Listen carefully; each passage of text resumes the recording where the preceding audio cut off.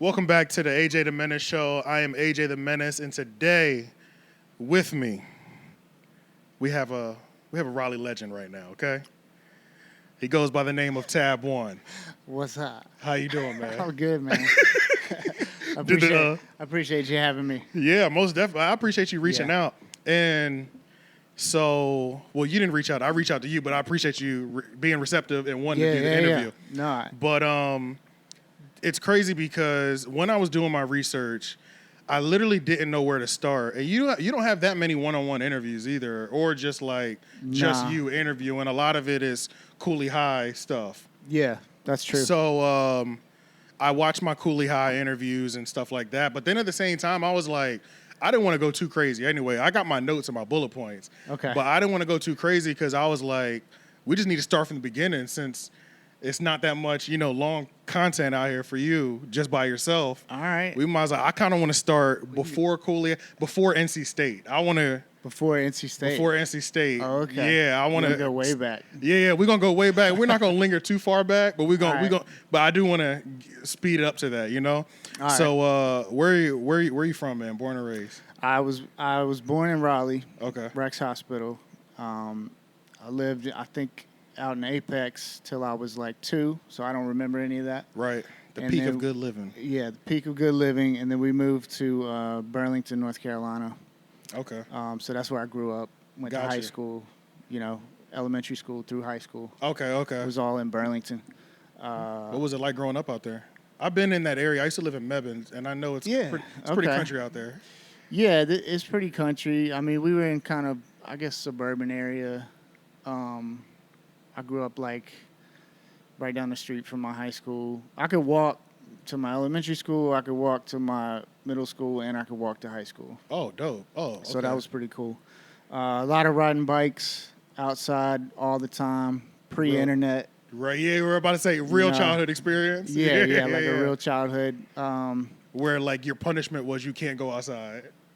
Yeah. One of them situations. Yeah, Yeah. like that's where I wanted to be, was Right. outside. Would basically stay outside all day. So it was cool, good childhood. Very what- very fortunate.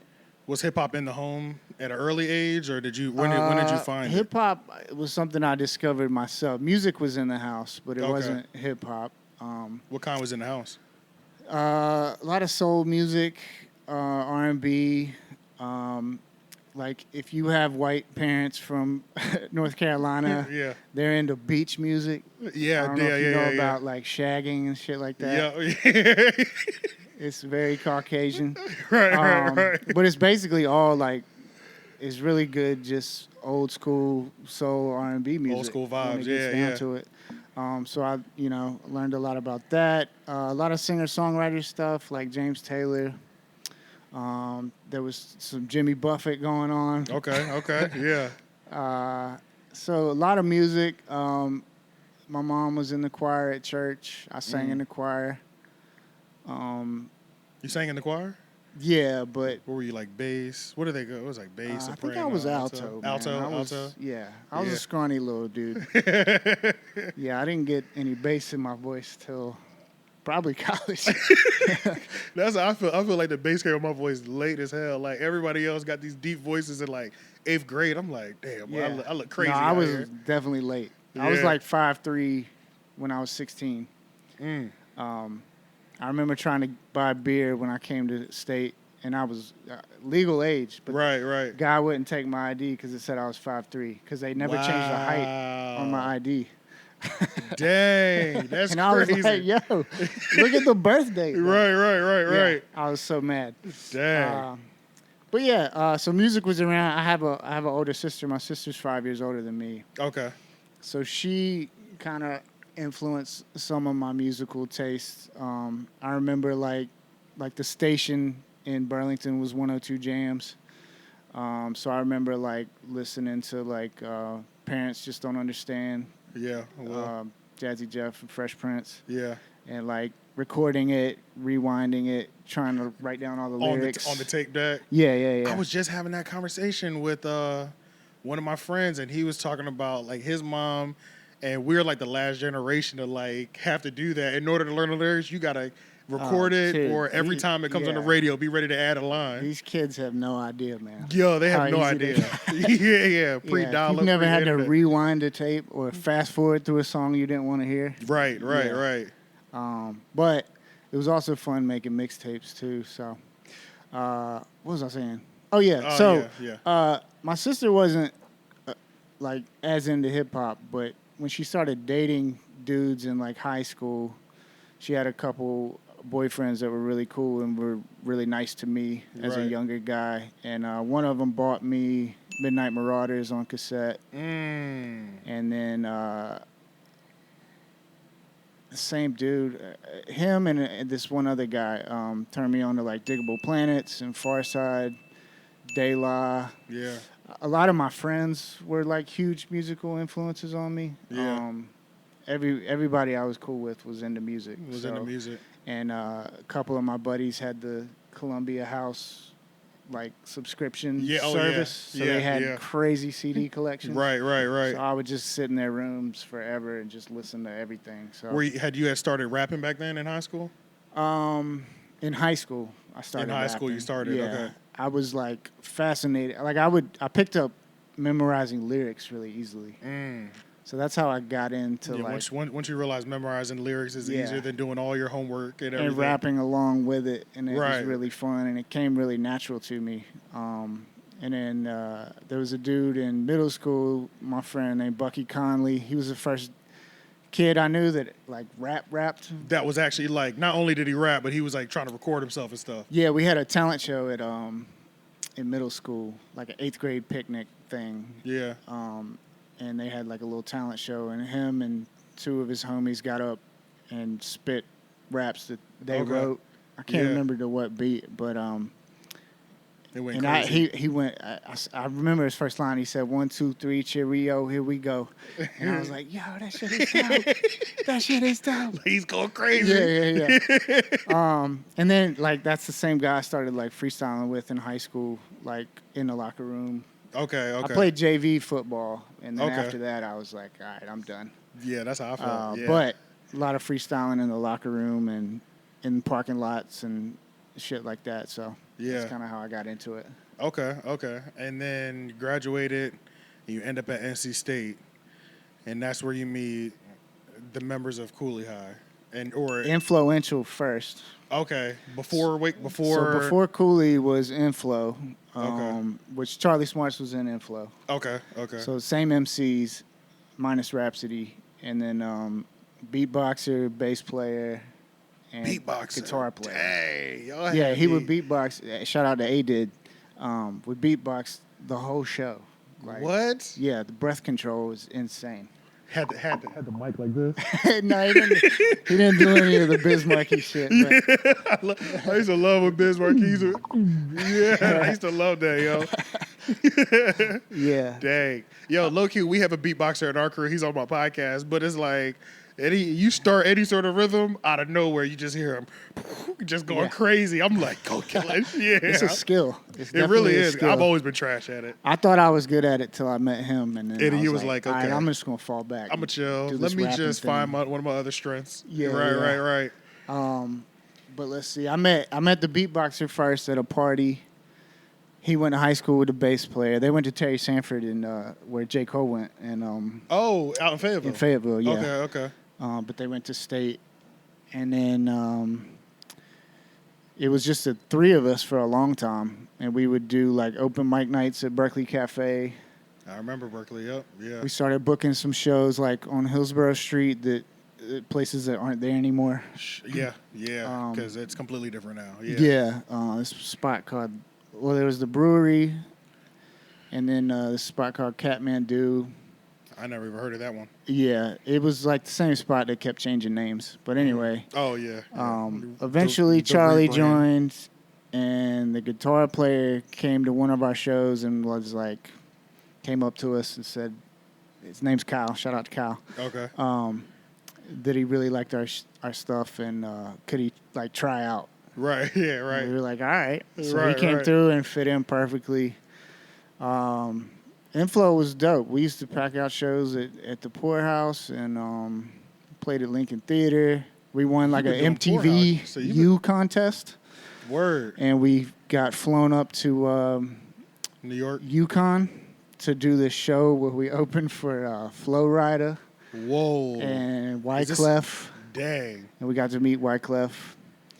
But it was cool. They flew us up there, and When did that group form? And then I want to say like 2002, okay. maybe 2003, possibly. And then along somewhere within there,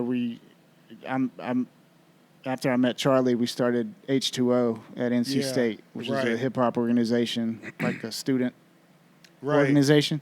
One of the questions that I did have about the H2O was was the ciphers on Mondays. Is it Monday? Was that even Yeah. there? Did y'all start that? No. Okay. Yeah, no. Shout out to those guys, Yeah. Cypher University. No, they came in after us and kind of.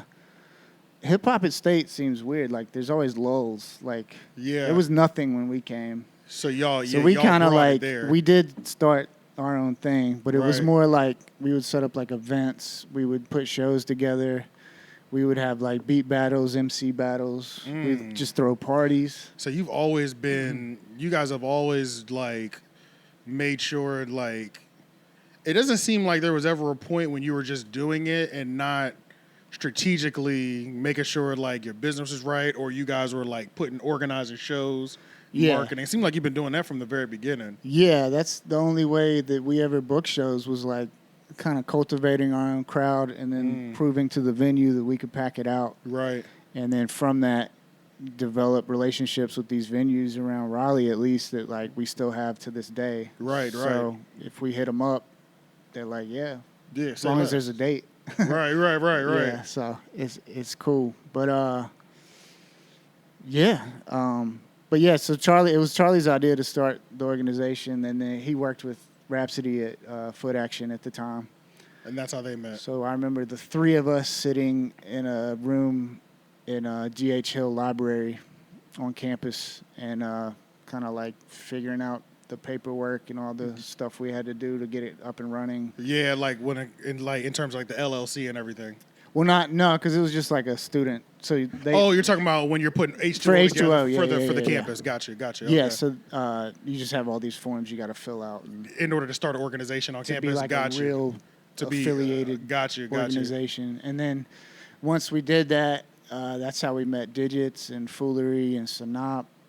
Because now you have this official organization, you're rallying Yeah. people to it, And then you're picking from the best. From there, like there was a lot of producers, DJs, MCs. So we made a compilation album. Some dude's studio. I can't remember where it was. Somewhere in Raleigh.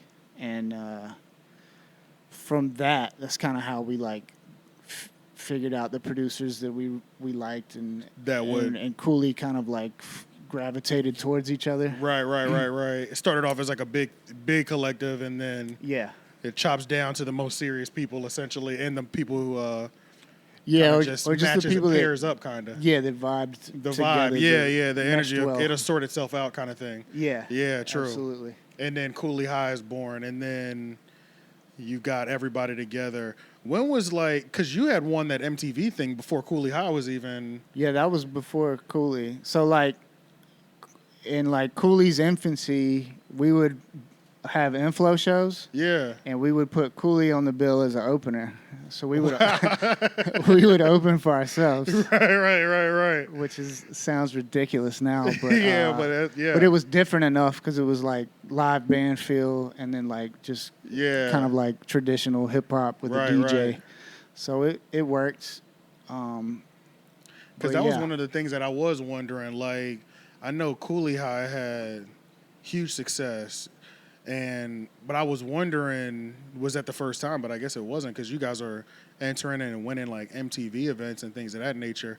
Now, when Kooley High came together, what was like the first big moment that you got? Because Inflow already had kind of like a big moment where you guys are flying, opening for Pitbull and Flo Rida. But then, when was the first moment after you guys kind of got together and Kooley High is, boom, there's a big explosion. Because this is blog era time period as well now, too.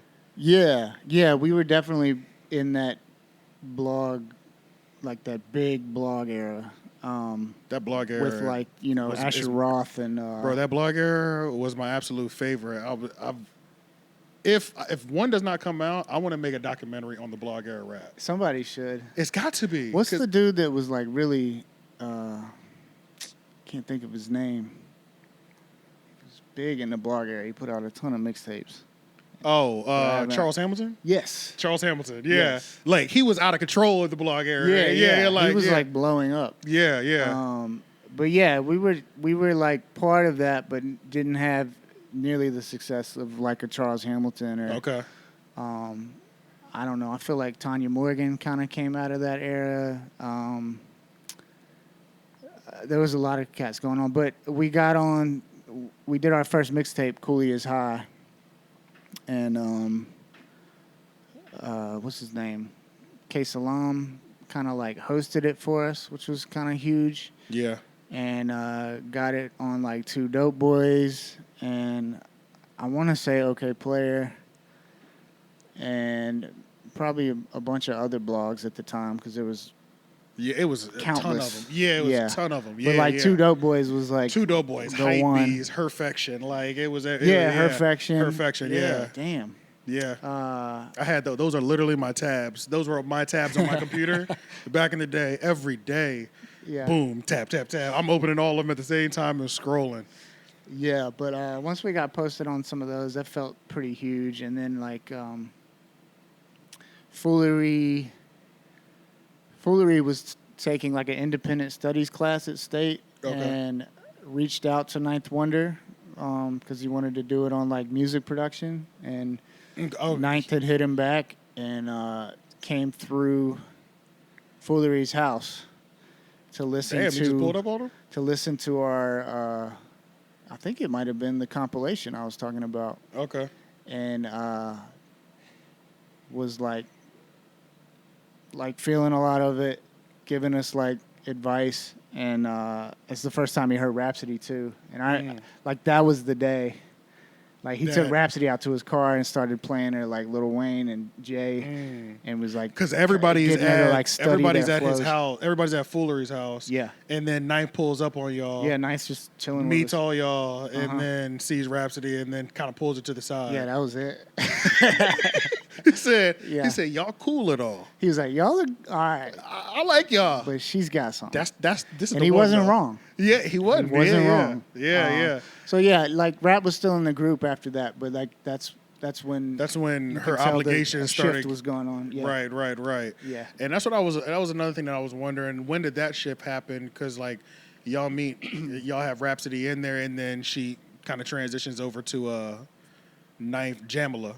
Yeah. So it was kind of like, was she, even when y'all met her, was it just like a known thing? Everybody knew she was like a star off the rip? Like, no, when we met her, she would do like spoken word stuff and was like mad shy about it. And we kind of encouraged her to get up there. I mean, at least that's how I remember it. I hope I'm not speaking out of place. Right.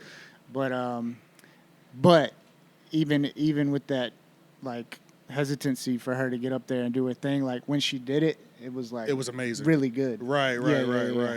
And it was usually pretty deep, and you could tell she had something to say. So yeah, you could tell there was something there for sure. Yeah, for sure. Yeah. And Rap just has an amazing work ethic, and there's a reason that she's where she is right now. Yeah, because you can have all the opportunities you want in the world, but if you're not willing to work once you get there, it doesn't matter. I mean, she was head down for years, just nothing but writing, grinding, recording, always working. So she's much deserved for where she's at. That's dope.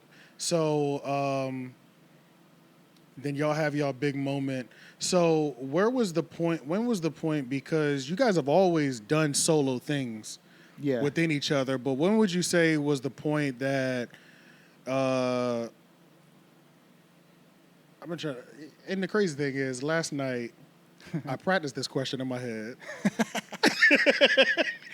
and I'm still over here like, how do I put this clean and cut? My question is, when people start breaking up, when people start kind of just gravitating away from each other, not even gravitating away from each other, but just start working more on their solo things than Kooley High. Is that more of life experiences that in you guys experience in you guys situation that caused that, or was it, you know, maybe any interactions between group members? I don't know. I think it's like sometimes you just feel like you've got your own kind of things you need to get out. Right. But at the same time, there was never like fuck y'all, I'm gonna go do my own. It was never Right. like that. It was Right. like it's Mecca Records is our Yeah. LLC. So like anytime we did solo work, it's under Mecca. Yeah, right. So I it's saw like that too. we would help each other out with the solo projects. Everybody's always there to help. Yeah, and like each person's when it's creative time process. to put one out, we'll help each other promote it and do the best we can to get each other's work out there. So Right. yeah, I don't know. And it's like, you know, you do group stuff a lot of times. There's always compromise when you're working with a bunch of heads in the kitchen. Right. So Right. sometimes It is, you just yeah. want to step away and just not Go into your own world. yeah. Right. I want to try this. I don't want anyone to tell me I shouldn't. Right. Even if I'm wrong, I'll be Right. wrong on my own. Right. So that's kind of how I've approached some of my solo shit. Okay. And then in your approach, in your style, like too, you've always had like even from everything, it's always just smooth. Like Oh, it's thank you. always just smooth. It's like I'm chilling, but I'll bite your head off too. Don't play with me. You like one of them type of flows. You know what I'm saying? Yeah. Have you ever had have you always kind of had that laid back? I mean, you're pretty laid back too. Literally before we even like met, because this is the first time we've like sat down. Yeah. I'm I think telling it's as long as I've talked to you. Yeah. It's always been like hey, what's going on? And that's why I wanted to just like wait. And I just wanted to get it started as soon as we got on camera. Because I was like, Yeah. I'd rather like really meet Tab Yeah. on camera. You know what I mean? Hell But yeah. it's like I'm asking people about you and stuff like that. Yeah. And nobody has any bad thing. They're like, bro, he's so chill, bro. Like, he's so Oh, chill. well, that's cool. Y'all are gonna have a good conversation or whatever. But yeah, so have you ever switched up your style, or have you ever felt like you've needed to adapt or change your sound to kind of fit what's on the radio? I guess would be the best way to say it. Nah, because I don't really listen to most of this stuff on the radio. So I just kind of do my own thing. I mean, Yeah. the only thing I've tried to change, like, there's a little more like melody and singing. And I'm not the greatest singer in the world. Right? Yeah. I'll go ahead and say it. It doesn't even matter as long but as I you like got that to. little tune. Yeah. Yeah, I mean, if you hear Doom singing on his shit, Right. it's horrible, but it's Right. like endearing It is. at it the same is. time. So Rest in peace to Doom. it's like at the end of the day, it's my voice. So it's like I feel like I have something to express that way. But as far as like the flow, like I've always been attracted to MCs who just kind of ride a beat. It's my favorite type of rapper, like Yeah. you know, Yasin Bey or Black Thought, Pasta Noose and Dave from De La, like all those dudes that just ride Yeah. Ride Just it. yeah. They just Yeah. yeah. but still say something, still have good punchlines, still, you know, get a message across. So it's just kind of, Right. I mean, I don't know. Like I might listen to different styles of music. But Right. Is there any who are some of like the newer people that you like listen to? Do you have any favorites right now of the newer generation? Newer, I've been listening like Chance's new singles he's been putting out lately. Thank God he's coming back. Oh, dude, Oh my he God. stripped it Thank down. God. Thank God. Thank God. Yeah, Because it was. He got I rid was- of the like choirs and Yeah, I was obsessed with Chance for a nice little minute. Oh, dude, Acid Rap was Coloring crazy, Book. yeah. I was obsessed with it. Yeah. And then all of a sudden, I was like, whoa, what is happening? Slow but down. like bro. I was listening to Highs and Lows on the way over here. Yeah.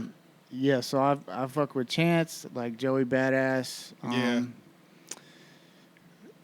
I liked some of Russ's stuff, Yeah. like the more like the Chomp 2 stuff was kind of Yeah, cool. I like that. I did like Yeah. that. That whole concept of it, too. Yeah. I'm trying to think like hip hop wise, like new. Like, throw somebody at me, I'll tell you. Young Thug. Nah. Not that I don't like The them. Baby? I like some of the Baby. Like, I liked his verse on the Dreamville. Okay. And I think he can rap. Yeah. Cole. Love Cole. Yeah. Kendrick. Kendrick, of course. Yeah. Who's somebody out of the box that I could just throw at you? You'd be like, come on now, stop it. I'm trying to think. What's his name? You know who's one of my favorite? God damn. What is his name? Ugly God. Ugly God? Ugly God. You don't I even feel know like who it I've is. seen the name, but Yeah, no. Ugly God goes crazy. There's so many weird ass It is. rap names. It now. is. It Like is. It NBA. What's this dude's NBA name? Youngboy. I mean, what? Yeah, never And broke I'm again. no disrespect. I just Right. like it's such an odd name. Okay. Or YBN. It's like Lil. what is YBN? Just the initials. Does that stand for something? Yeah, I don't know. It does, but I don't know what YBN stands for actually. Yeah. Yeah, a lot of them I don't know what they stand for. Like when they have like Yeah. the Young Boy Not Here. No, because all the members of the group have YBN on there. So yeah, I don't know. Oh, okay. So Yeah, there's a it's whole squad. It's a whole squad. YBN, yeah, whatever. I'm just so out of the loop, man. Yeah, man. Now, was there a point when, because you guys have the soul sound, the boom bap, was there ever a point when you felt like you needed a change? But honestly, you're kind of from that generation too, where it's like y'all don't care what's going on. Like this is what y'all, you know what I mean? Nah, I mean, yeah. Well, not yeah. We don't. I don't really care what's going on like within popular music. Enough to like adjust my sound. Yeah, to it. enough Like, to I don't- change what you're doing. We've always been kind of like independent underground hip hop, and that's what I love. So, Yeah. now if I hear like a beat that maybe, I guess suits something newer. yeah, that is dope. Yeah. I wouldn't say I wouldn't rap on it. you Right, know? right. Yeah, it just depends. It I just don't know. depends, yeah.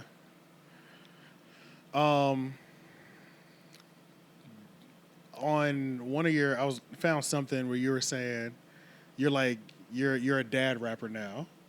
I didn't say that. You didn't say that? Did somebody else say that? I might have said it jokingly. Maybe you said it People jokingly. throw that label on me. Really? And I don't know how I feel about it. Really? It feels very washed. You know what I'm saying? They like, bruh. You know what I mean? Yeah. No. Facts. I mean, come on. See, but I've listened to your music though. Yeah. Like I listened to your newest project. Yeah. And I've listened to the previous project. So you don't sound washed to me at all. No, So I think it's just didn't- because I touch on like fatherhood type topics. But it's like most rappers are dads, you know? Yeah, exactly. And yeah, so I don't know. It's just something about the term.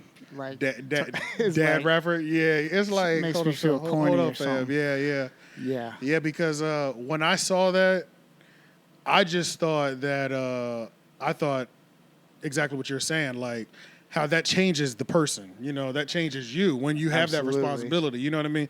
Yeah. That's like your final stage as like a human raising another human. You know what I'm saying? Yeah. So it's like It's a lot of responsibility. Yeah, you know what I mean? It's like once you get there, it's like that's gonna change you. So, but yeah. Yeah. If somebody did try to put that on me, I'd probably feel some type of way too. Though. Yeah. And it's not, I mean, it's not that I'm ashamed to be a dad. Of course I don't not. want that to be misunderstood. Of Like, course. Being a dad is like, it's the greatest thing that's ever happened to me. But Yeah. I just don't like labels, you know? Yeah. I feel like people try to put you in a little box, like, oh, that's the dad rapper. Right. So I then, know how you then they feel. got to come get these bars. Yeah, right. Have you had any beefs in your career? No. You haven't? No. Okay. Pat he thought I was trying to start beef with, did he ever tell you about this? No, he didn't. He said it. I don't know if I should talk about this on the podcast, but it's. I'm sure he'd be cool with it. And All if right. not, I'll clear it with him before I put it out. Okay, you can Yeah. edit it out if not. But Yeah, he exactly, he tweeted something about something. It should be on the Talking about Pat Jr., right? on the radio. Yeah, Yeah. and I just like I was on my lunch break. I picked up my phone. I saw it. I said, if people only listen to the radio, but it was more like a crack on radio. Right.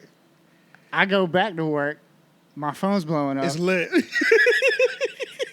He thought that I was trying to like take a shot or something, and people were blowing him up apparently. So I was like, he sent me like an audio text, and I was like, no, I'm just gonna call him. So I called him, and Yeah, I was let's like, not do dude, I would never. Right. I am not like a start beef on the internet kind of guy. Right. And I love Pat, so Right. we squashed it very quickly. Okay. So it's but no, I've come never had like to dish records. Or I am like I don't know. I'm overly a people pleaser to a fault sometimes. Like I like to be liked.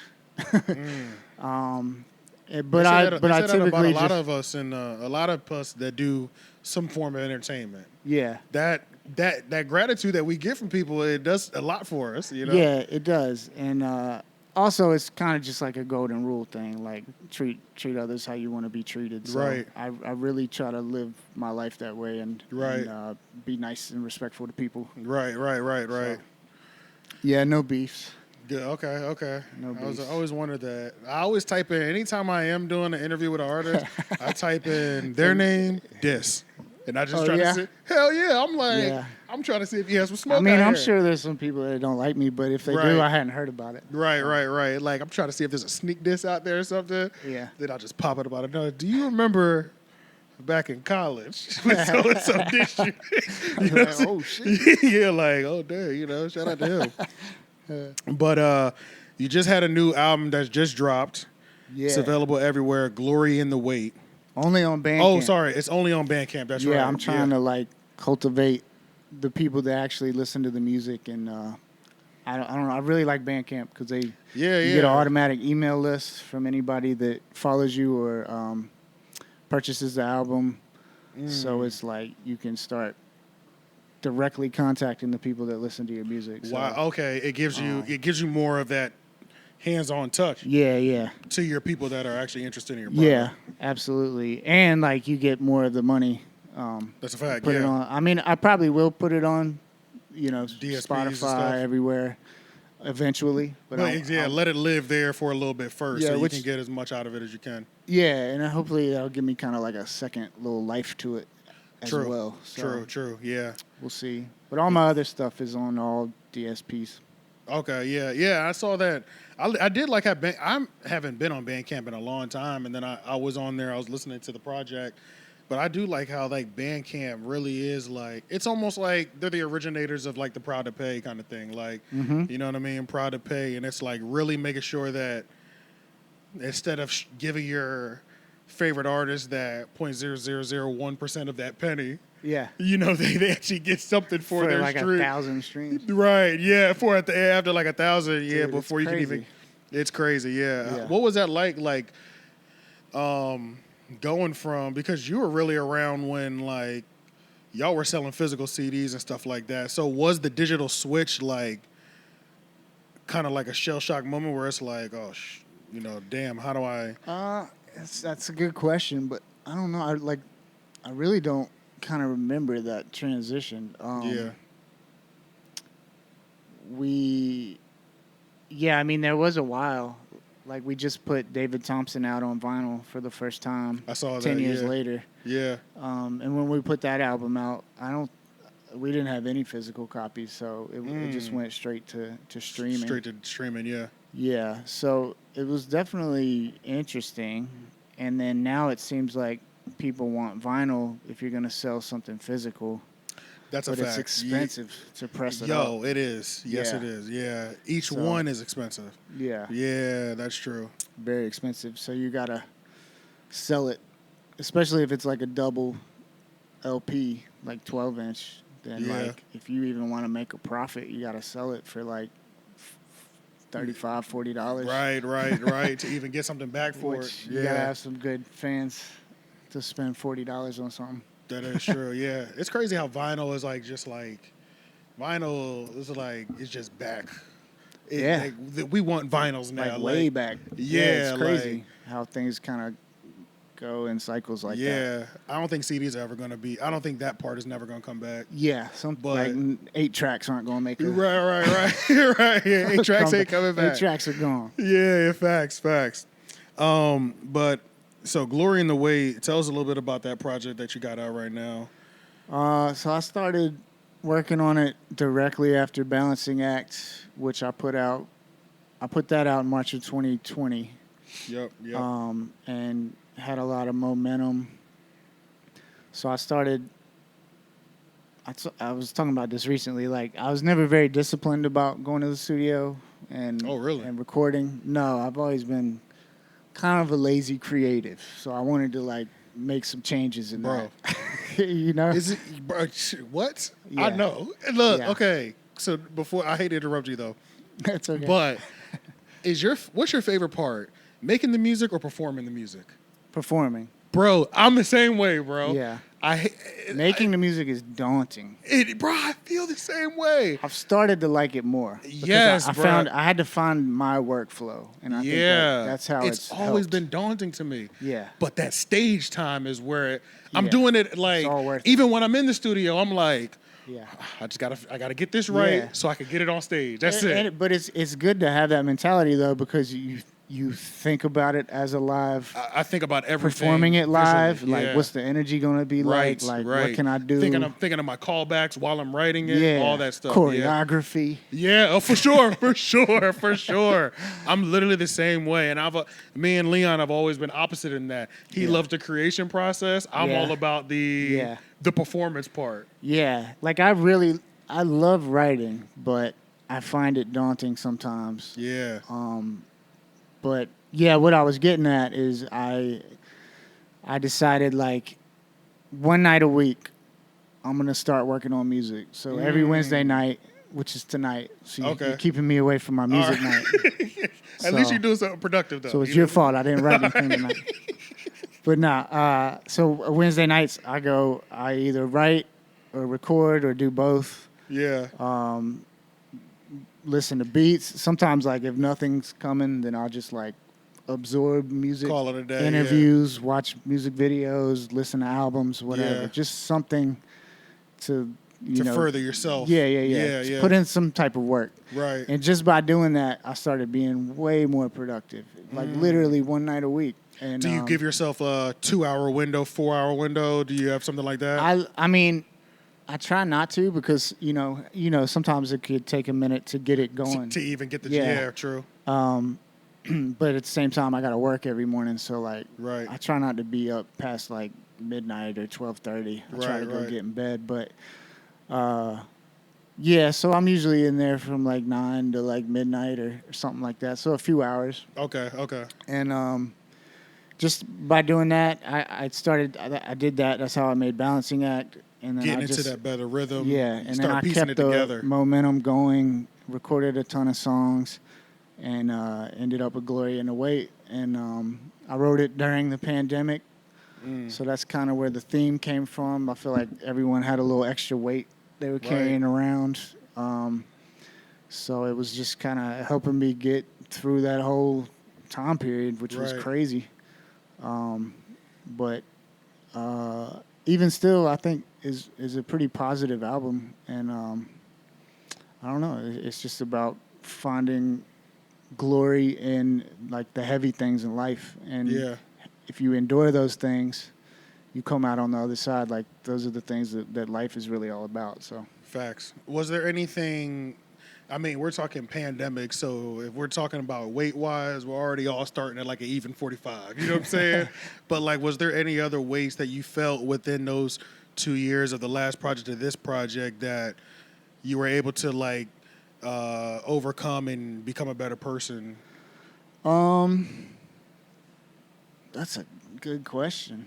I don't know. I mean, I like to think so. I think it taught me how to handle stress and anxiety better. Yeah. I started doing like breathing exercises that I found on YouTube. Shout out to Wim Hof. Wim Hof? Yeah, check him out. Oh, yeah, I'm for sure go check him out. The Iceman. He's crazy, dude. For real? Crazy. I follow this. There's a stretching routine and like a morning routine that I follow. Okay. I fell off crazy hard though, but man, having a morning routine, It's you be very important. At the end of it, you be like You know, you be ready, bro. You know what I'm saying? I need that. I've never been a morning person in my entire life. So Yeah, me neither. Yeah, me neither. Yeah. I I'm hate trying it. to be. Yeah. But yeah, he got me into breathing and taking cold showers. I only take cold showers now, which that'll wake you up. Okay, now part of this routine that I've like tried to follow. Well, I've followed it for like weeks at a time. It's you only take cold showers during the day. You only hot showers are for nighttime to reward yourself after a long hard day. Okay. And they also the hot shower gets your body relaxed, prepared for bed. That makes sense. Yeah, so that is something that I've tried to kind of stick to. If it's midday and I've gotten a little sweaty and I need to take a shower, I try to take a cold shower only during the daytime and hot only at night. Did you do it in the winter too? I did. That's when I started it. That's when they're really cold. That's like when right now it's like that's a fact. It's not even. It comes out lukewarm. Right now cold. it feels good. Yeah. But in the winter, that's when you really see if you bout dude. it. That's when you really see if you That bout shit it. is. Yeah, it is no game, it's yo. like a mental test. It really is, yo. Yeah. And it's like, and it was hard at first because like I started this whole routine thing in the wintertime. Yeah. So I'm like, bro, I can't do this. I got to do lukewarm. Yeah. You know what I'm saying? Well, you know what it is? It's like if you can start your morning by doing something you really don't want to do, but do it. That's true. You set kind of like a motion in your day, like, oh, okay, everything else I can do this. That's a fact, though. So. It's something little like that, but that is big, though. Especially because I feel like before you even learn about the cold shower technique, we kind of like value like we have this like holiness to showers. You know what I mean? Like steamy. Just yeah, hot everybody's shower. got their shower routine. You might have your music that you listen to. Yeah. It's always been my whole life. Everybody has their shower thing, and then all of a sudden, you get to a point where you're learning about different routines. You're like, oh, you want me to do a cold shower? Now, hold on. You throwing my whole, vibe wild. off, bro. You reversing like my whole life. Yeah, it took me a long time to get used to it. So. Yeah. For anybody that wants to try it, do some research on the cold shower. The cold shower therapy really does help. Yeah, start with 30 seconds. Try to get through it. Yeah. And then see if you can go longer and longer, like 2 to 3 minutes. Yeah. And then you started doing the breathing exercises as well too. You feel like that's helped you like maintain clarity and things like that. Yeah, it kind of helps. During stressful situations. Yeah, and it's good for your immune system. So it made me feel better with like the whole COVID thing going. I felt like I was like doing something that was helping. Now he's done tests with doctors, so he's got science to back it up. Right. But it gave me a peace of mind. I felt kind of like better if I went outside or went somewhere with a bunch of people. So I wasn't like paranoid or anything. True. Yeah. Yeah, I went from it was sketchy for a while. It was, yo. I became fearless of COVID after Dreamville. After I went to Dreamville. Yeah, because I was like, how was that? It was great. I really wish I. It was great, yeah, and it was like, I'm still really upset that I missed 5 Foreign. Because, like, for the last few years, Brooklyn drill has become one of my favorite genres because it's just so savage. Yeah. But they dance. I love you know what I'm saying? I just drill love it all. Music is crazy, dude. I love the drill. I was never a Chicago drill person. Of course, the big hits, Don't Like, and stuff like that. Those are cool by Chief Keef. Sure. But, yeah. If you say so. I'm upset that I missed the 504 performance. But, long story short, I knew I wasn't going to go to Dreamville and be wearing a mask. I just knew that wasn't going to happen. I had never caught COVID, and I was like... Well, outside, you're supposed to be pretty... I mean, it's... Right, but it's still 40,000 people. I'm in there like this. Yeah, that's true. You know what I'm saying? So that's why I was like, people. even if I am outside, so in my mind, I'm like, I'm going to go... This weekend, I'm catching COVID. You know what I'm saying? Because I'm going to go out there, and I'm going to have the time of my life. If I'm going to get it... If I'm going to get it, I'd rather get it here. Yeah. Man, I didn't even get it. I was like, all right, I don't care about COVID. After that, I was like, I took tests like the 3 to 4 days after a big exposure or whatever. Uh-huh. I took 2 or 3 at-home tests, all of them negative. I was like, okay, I have nothing to fear anymore. Is this on YouTube? This will be on YouTube. Yeah, they're gonna put one of those little. They for sure. I was thinking. That's how you know you made it. I swear I was thinking that. I was like, bro, if this clip goes on here, we for sure getting flagged with the COVID-19. Learn more information. Yeah. So go ahead and hit that. Go ahead and click that. Because you know it's there. Yeah. Yo, that is funny. I hate that they do that. Yeah, COVID, wild. they just invaded all of our personal privacy after COVID. They were like, it's everywhere, man. They were like, bro, we own you now. You got to do this, that. And that's when people started losing their minds. I'm not even going to say anything. Did you go in any no mask protests? No. I don't go to any protest. Yeah. I went to one protest. I went to the George Floyd protest, and then I realized protests ain't my thing. I do more damage on the internet. That's how I feel. And it's just people get wild, man. Yeah. Not that you shouldn't protest. I mean, there's plenty of reasons to protest, but exactly, yeah. I mean, I got kids. I'm gonna just stay home with the fam. I gotta be safe. Yeah, yeah. When people get in large groups like that, it's no matter what the cause is. You don't know what can happen. Bad shit can happen. Yes, and quickly, way too quickly. Yeah. For sure. Escalates. Have you ever jumped into any like production yourself? I've dabbled. But no, not really. Bro, I feel like I know exactly how you are in the studio. It's just me. It's me in the studio. Like I know exactly how you are in the studio. I really like being by myself. Yeah, that's how I am too. Yeah. Like I don't like even with Kooley, like I would get I just get uncomfortable. Like if it's a live show, I'm fine. Right. But it's something about recording, like I lose all my confidence. So I need to be like especially by with myself. a studio full of people. Yeah, I need to be by myself to like have the freedom to like maybe try some things. Try that might singing thing. Come out pretty dope, decent, but I wouldn't do it with other people. But you don't want to try something and it flops in front of somebody else. Yeah, and then sound crazy. Or Right. Yeah. Nah, I feel that. Get roasted. Yeah. Right. I feel that. And then you lose the confidence to try it again. So. Right. Yeah. Exactly. I definitely feel that. Yeah, it's just I prefer to be by myself. So that's what I do. How's the run been? Are you doing like a promo run right now for this album? Like, how's the run been? Yeah, this is part of it. Yeah. So I appreciate you having me. Yeah, for sure. Yeah, I don't know. It's like I spent forever putting the album together, working with Jason Clary on the artwork and getting all that right. And then I released it. I got some like live version like videos that maybe you might have seen on my Instagram or whatever. Yeah, I saw them, I'm working on some more of those. I did one music video. I'm planning to shoot some more. Couple podcasts, and then like kind of using my job experience to kind of like email people and follow up with them at different outlets to see use your corporate experience. You know the company man, Justin Hunt.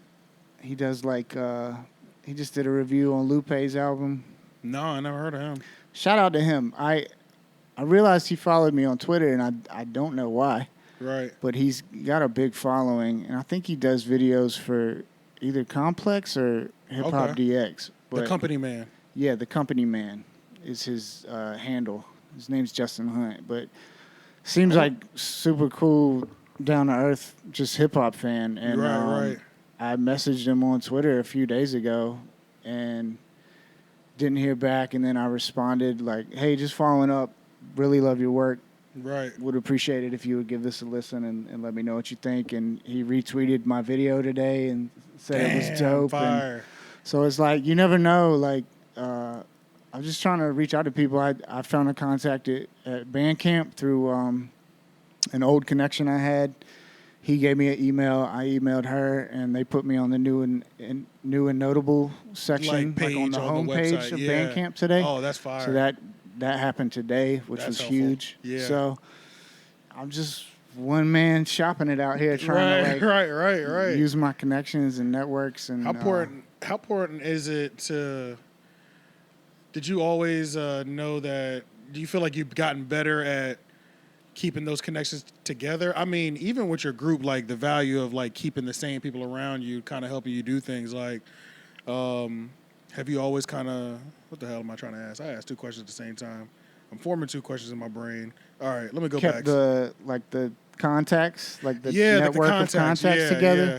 No, I've actually been really disorganized with it, and I feel like it's taken me this long to finally figure out like, hey, I should take all these names these and like contacts that make a you know. spreadsheet or something. Yeah. Have some sort of like repository I can go back to. So that's what I'm working on now. So no, I'm very disorganized. I'm messy. If it wasn't for my wife, the house would be a wreck. Although I do vacuum. I'm dope with a vacuum. Yo, fire. Dad raps. Damn, bro. Dad raps, vacuums. Yeah, my next single, cold showers. Vacuum in the house. Yo, that'd be crazy. Nah. I'm trying to think. We could put together like a fire video, put like a little GoPro on the end of the vacuum cleaner, and then be on the ground like this. Oh hell yeah! That might be fire. You know what I'm saying? Yeah, could be like Mr. Mom. You remember that movie? Yeah, Might Mr. be too Mom. young. It was Michael Keaton. It was like they probably wouldn't make it now. Right. Yeah, I don't know certain reasons, but it was just like basically like stuff. a dad being a mom, which was like unheard of at the almost time. also Miss Doubtfire-ish. Yeah, except he's just a dude. Gotcha. He wasn't cross-dressing there. And They might make that nowadays. and they never. That's the crazy part about Miss Doubtfire. Like no one recognized him Facts. the whole time. Even like crazy. Big Mama's house though. Like, like if this lady. That was like every movie in the '90s. Now that we think about it. Yeah, if this lady moved it, like was just even if I was just like in the store, I was like, bro, something about this lady ain't right, bro. You know what I'm saying? Like something she look a little weird. crazy, yeah. Something looks I don't know weird. if this is somebody in a fat suit. I probably would be thinking that in real life if like if I saw that. Like that would be crazy. Did you ever play any instruments? I took piano lessons when I was young, but didn't stick with it. I took guitar lessons when I was young, but didn't stick with it. I can kind of play the drums, Okay. but not very good. Yeah, my And then I coordination will is too dabble much. on like a piano or keyboard, but I don't know how to really read music or anything. Yeah. So the long answer is no. Okay. Short answer is no. What about your kids? Do you influence them to do any music, or have you seen them gravitate towards that at all? Yeah, I mean they seem to like gravitate towards like pop music, and you know we have little dance parties at the house, and I definitely try to play music that I like for my son, but Yeah. he's usually like, I don't turn that off. I don't want to hear that. But they do like music, so I'll just let them kind of like. I'm always gonna play music around the house and see what Regardless, they yeah. pick up on. Like those Sing movies. You seen movies? Sing, like the Sing- animated yeah, movies. Yeah. They really like those, and Yeah, like yeah. you know, like they had like Stevie Wonder and some classic songs on some of the They soundtracks. for sure do so in some of those movies. it Yeah. kind of like I'll like tell them I was like, you know who this is, and I'll Right. tell them about Stevie Give them a little Wonder. history, a little lessons. Yeah. So I try to drop a little knowledge on them from time to time, but I feel like they're still really young, and I didn't really get into music till I was More towards high later school. on in elementary school, like Yeah. fourth grade, fifth Okay, grade maybe. okay. I feel like is when I really started Yeah, looking it's at like albums. Yeah, it's like as a kid, I know for me, I feel like I didn't really care about music until Ludacris dropped Word of Mouth. Okay. That was when I started caring. Yeah. Like, before then, I was completely okay with the top 40. Like, Yeah. and I didn't care to find anything outside of the top 40. But, Yeah. like, Word of Mouth, I said, hold up. Now, this is different. Like, yeah. That's a like, good album. Yeah, that Saturday just completely Yeah. it changed everything for me. Saturday. Yeah, Diggy, yeah. diggy. I was on, like, my mom would play Biggie Okay. every so often in the house. Are you from North Carolina? I'm not from North Carolina originally. I was born in Maryland, but Okay. I lived right outside of Philly Okay. from like 2nd grade to 10th grade. All right. And then I came down here and finished at Apex High. Okay. So when I first came down here, that was when, and I still wasn't into music. And I graduated in 2008. When I came down here in 2006, that was during the whole hip hop is dead era. Okay. So it was like everybody hated hip hop because snap music had taken over. Soulja Boy was running shit. You know what I mean? Yeah. Like it was that era, and I enjoyed it. Like I always loved Soulja Boy because the parties were legendary. Oh yeah. You know what I'm saying? But I blog era is when my life changed forever because that's when I found Dom Kennedy, the Cool Kid. It was the Cool Kids that did it, really, for sure. Like the first time I heard the Cool Kids, I knew there was more to life than like I knew there was more to life. Literally, like that's how it felt for me. So the blog era is what really expanded everything for me in terms of because I didn't even know where to find different music. It's like all I can find is Snap Music or that. You know what I mean? Yeah, that's true. The blog era was huge. I kind of like underestimated the significance of it. I think it was crazy because I was just kind of like wrapped up in it. But because you were living it. Yeah, but still not. Still as a fan mostly. Yeah, because like Currency, I think was real Currency, big. Then, Big Sean, finally famous. Wiz Khalifa, like Pac Div. Did you listen to Pac Div? Absolutely. Yeah. Like all those people, it's like I'll tell you, for us on the outside, in my mind, I was like, man, I mean, hip hop really like this is all I'm gonna be able to listen to. Like I don't know when this is gonna change, and I'm like, I like it, but it's like there has to be something more. And then that was like the saving grace. I was like, oh my God, there's these kids from Michigan that dress like the 80s that they rap dope. I actually found MF Doom in that time period too. Never heard of MF Doom until then. Special Herbs and Spices changed. That was another big moment in my life where like that's when I started freestyling over Special Herbs and Spices, the album. The eight what was it, like 8? Yeah, when you could get instrumentals, that was huge. Yeah, so that was big for me. And then at Wake Tech is when I recorded my first song. And then they had a studio at Wake Tech? No, at one of our homeboys' houses, actually. Oh, just while you were going to Wake Tech. Closet type of situation. And it was interesting just because it was like my entire life, I never even been to somebody's house that even recorded themselves. I thought that was crazy. Like, I go to my friend's house, he's got a $50 mic. I'm like, damn, you do this shit? Like, that was always wild to me. Yeah, when I was in high school, first time I ever recorded anything was I had like a karaoke machine with 2 tape players and a CD player. Right. So I had a Dilated People's single with the instrumental. With the instrumental on the backside. And I would put it in a blank tape, and we would like either kick something we wrote or freestyle. And I thought it was the coolest shit ever. Right. And then I remember that same dude, Bucky.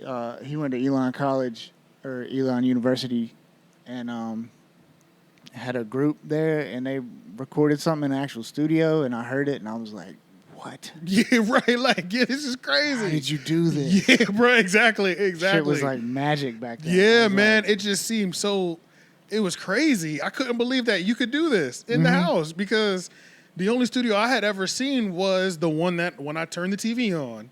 Yeah. When they're like in some big studio in New York. Like reel-to-reel tapes. Yeah, you know what I'm saying? But I go to this dude's room. This man's got a microphone on his desktop, his family desktop. And a laptop. Yeah, like when I found out they recorded The Listening in Cesar Comanche's apartment, I was like, what? Yeah, How? crazy. Yeah. But that's kind of what brings me up to like this point too, is that like I started meeting more people at Wake Tech that were doing music. Then I started doing music, or I was really around Leon, who's doing music, and he starts going to Shakedown Street. And it's and it's like that's when I started hearing about Kooley High, and it's like you guys were legendary to everybody already. I wasn't from here, so it was like I was kind of late to the wave anyway. So it's like I'm learning who certain people are. I heard of Nance, never met him until a couple years ago. Drake London, I met, but it was Drake London, not King Madrid. Mez. King Mez, you know what I'm saying? Like King Mez and Kooley High. That was the blueprint that the group that we were trying to get into as local rappers, that's who all them looked up to.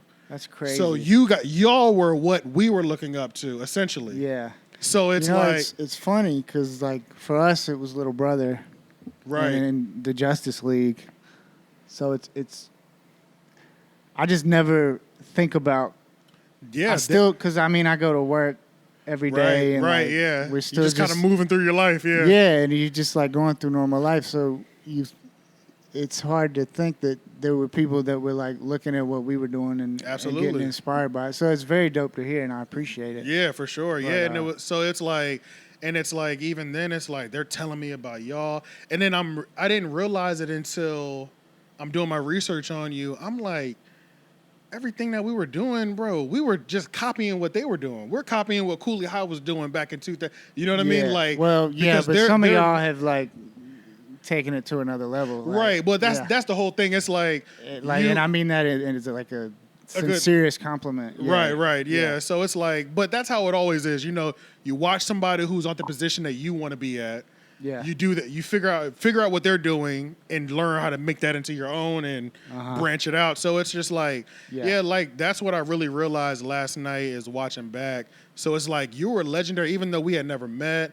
I never even been to a Kooley High show, to be honest. Like even back then, it was just like, but I'm like, damn, like everything that I was doing and that we were all a part of, it's like, man, we were chasing their footsteps. We wanted to be respected on that level. Yeah. And then once we got to that level, then we were looking at the next level. But if you're in Raleigh, you need to get to the Kooley High level first before you start talking about taking over Hot 97 freestyles. You know what I'm saying? Like, it was the levels that you had to get to, and y'all set that blueprint for us, for our generation. That's crazy. For sure, yeah. Thank you. Most definitely. But, that's wild. Yeah, I think that's really about it, though, man. I'm glad we were able to meet, though, and, like, actually, like, sit down. No, it's been a pleasure, That was dude. dope, man. This is fun. And kudos for, like, doing this, like, podcast. Like, that's something that's kind of what I'm talking about, like, taking it to another level. Like, that's something I think Kooley should get into. I think with the fan base that we have. Bro, especially Charlie, bro. Bro, Charlie can go. Charlie can go all day. Oh, yeah, we'll talk about whatever. Bro can go all day, bro. Yeah, and if you get us two together, like, it's pretty... I think it's like pretty just funny. to bounce off. Yeah, bro. Yeah, because every interview that I was watching, I said, "Well, Charlie is off the chain." But that's all I was thinking. Like, I know my man's off the chain. Like, just the way he talks. Shout out to Charlie. He cool as hell. Yeah, I could tell. Yeah, that's my dude, man. But it's funny that you say that, just because I feel like I really know how you are artistry wise, because I feel like I'm the same way. That was one of the big reasons why I started doing podcasting. And this is easier than making a song. Yeah. So, I guess, as long as you can get all this setup stuff right. Kind of, yeah. Well, in my mind, I was thinking when I first started doing stuff like podcasting, one-on-one interviews was something completely different. It took 4 years of podcasting in order for me to learn how to have a good one-on-one interview, but it still seemed quicker. I could learn faster trial and error. Like, I'm not one of those people that can just, like, write one verse a day. Me either.